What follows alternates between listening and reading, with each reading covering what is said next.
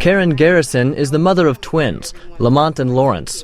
In 1998, they were arrested in Washington and charged with conspiracy to sell cocaine.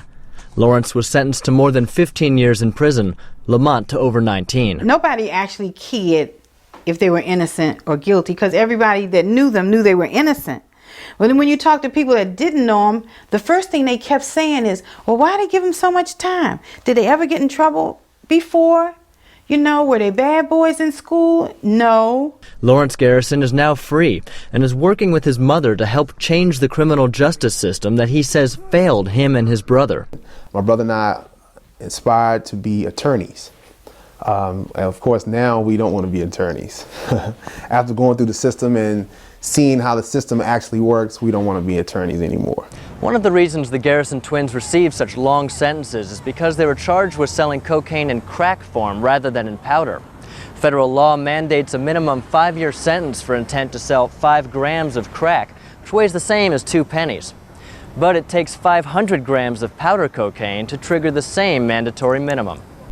Eric Sterling helped to craft those sentencing guidelines in the 1980s when he was counsel to the House of Representatives Judiciary Committee. He says the disparity in cocaine sentencing was based on the belief that crack dealers typically worked with smaller quantities of the drug than powder dealers. The members of Congress were trying to identify what they thought were quantities that would identify high-level traffickers. But Sterling says it's mostly small-time dealers who end up in jail.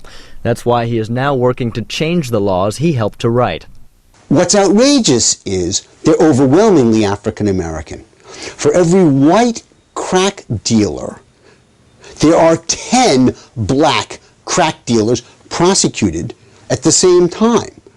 But 2/3 of the crack users in America are white.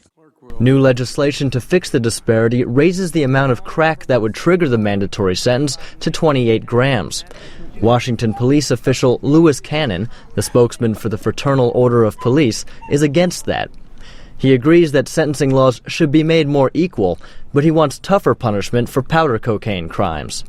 First of all, what everybody needs to realize is both of them destroy the person, destroy the family, and destroy society, and all three. Police argue that tough federal sentencing laws make it easier for them to do their jobs, to keep all drug dealers off the street. Gabe Joselow, VOA News.